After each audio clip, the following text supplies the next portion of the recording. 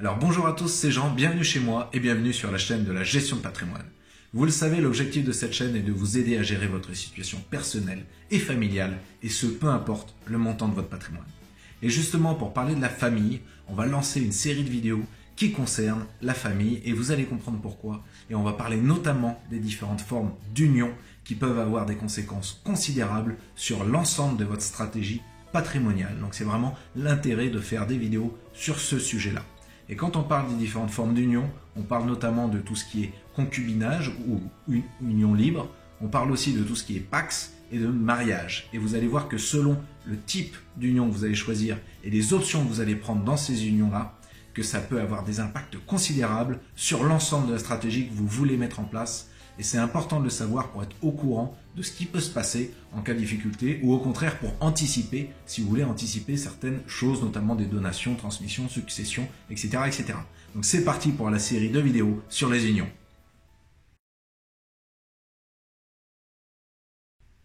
Alors c'est parti pour la vidéo sur les unions et on va balayer dans cette première vidéo, on va faire une introduction sur quelles sont les différentes formes d'union qui existent et après on fera des vidéos qui rentreront dans le détail.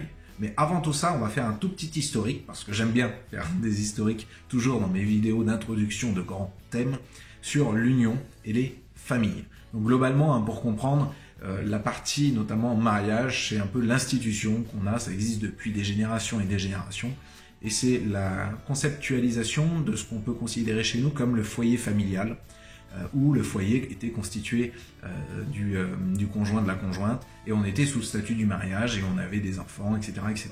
Donc c'est vraiment la manière dont on fonctionne depuis des générations et des générations. Mais on s'est rendu compte au fur et à mesure de l'évolution de la société que le mariage pur et simple n'était pas forcément adapté aux nouveaux modes de vie, etc. etc. Donc l'État s'est dit, écoutez, on va créer un nouveau système d'union qui va permettre de légaliser, d'officialiser tout ça, et c'est le PACS. Le PACS a été créé en 1999, donc on voit que c'est quand même assez ancien, et l'idée c'était de permettre à des couples de s'unir sans être sous le régime du mariage, mais d'avoir quand même le statut de couple, et ça permettait notamment aux couples homosexuels de pouvoir s'unir. Donc ça, c'est le PACS qui a eu un succès immédiat, et qui est toujours aujourd'hui une des formes d'union les plus courantes. Après, on a aussi l'autre forme d'union, qui est le concubinage. Donc là, on va voir dans la vidéo sur la partie concubinage, où il y a notamment le concubinage notoire, qui est le concubinage qui permet de faire valoir auprès des tiers le fait qu'on vive en couple. Et après, il y a eu une dernière modification en 2013, on en a sûrement tous entendu parler, qui est sur le mariage pour tous, donc qui est la légalisation du mariage pour les personnes de même sexe. Donc ça, c'est la dernière grosse réforme qui a impacté le mariage. Donc globalement, on peut voir que dans notre civilisation aujourd'hui, le mariage n'est plus forcément l'union qui est à la cote, et il y a une baisse notamment de 24% des mariages entre 2000 et 2016. Donc on voit que doucement, mais assez sûrement, la proportion de mariages a eu tendance à s'éroder, même si je pense qu'aujourd'hui on est plus dans une stabilisation entre le mariage, le PACS et le concubinage. Voilà, globalement, c'est un peu la vision que j'ai en tout cas de l'histoire de tout ça.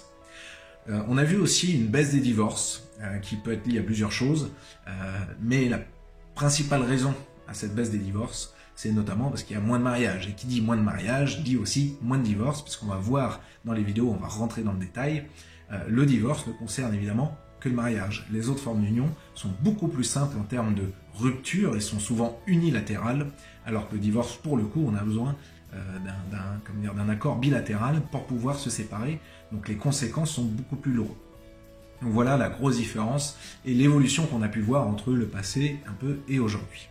Donc après sur les aspects patrimoniaux, parce que c'est vraiment ça l'intérêt de cette vidéo, c'est de faire le lien entre ces formes d'union, votre foyer familial et les aspects patrimoniaux qui sont à prendre en compte.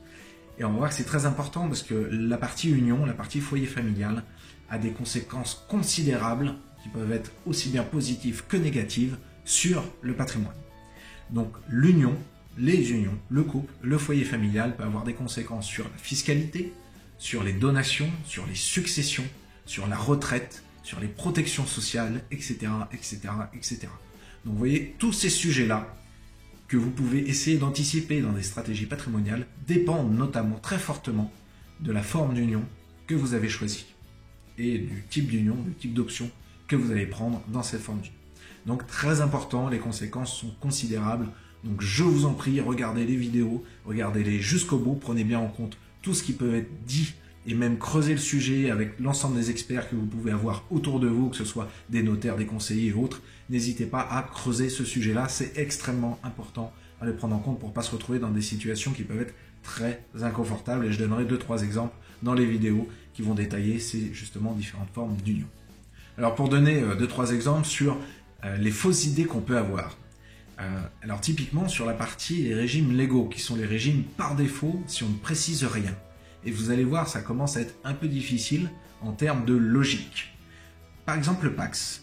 Le PACS par défaut, le régime de base est le régime de séparation de biens. C'est-à-dire que vous avez les biens du conjoint et de la conjointe qui sont séparés des vôtres. Donc là, c'est le régime de base. Ensuite, le mariage, à l'inverse. Le régime de base, le régime légal, c'est-à-dire que si on ne choisit pas de contrat particulier, c'est la communauté. Donc c'est là où on voit qu'il faut faire très attention. C'est que si vous dites « Ok, on va se paxer, on fait rien de spécial », et ben vous êtes en séparation de biens. À l'inverse, vous dites « Ok, on va se marier, on fait rien de spécial », vous êtes en communauté de biens. C'est-à-dire que même les deux régimes de base de ces deux contrats d'union spécifiques sont totalement à l'opposé. Donc c'est vraiment à prendre en compte. Donc ça, c'était juste un exemple pour vous démontrer que ce que vous avez en tête est peut-être pas forcément juste et que les logiques sont pas forcément évidentes et que c'est des sujets qui méritent d'être creusés. Donc voilà, alors pour conclure cette vidéo, je vous recommande de bien prendre en compte l'ensemble des éléments pour pouvoir choisir oui ou non vous voulez vous unir et si oui, sous quelle forme. Très important de creuser ces sujets-là en amont. Voilà, j'espère que cette vidéo vous a plu. C'est la première vidéo d'introduction sur ces sujets-là qui sont le foyer familial et les différents types d'union. Donc n'hésitez pas à partager, liker cette vidéo et on se retrouve dans une prochaine vidéo pour apprendre à gérer votre patrimoine.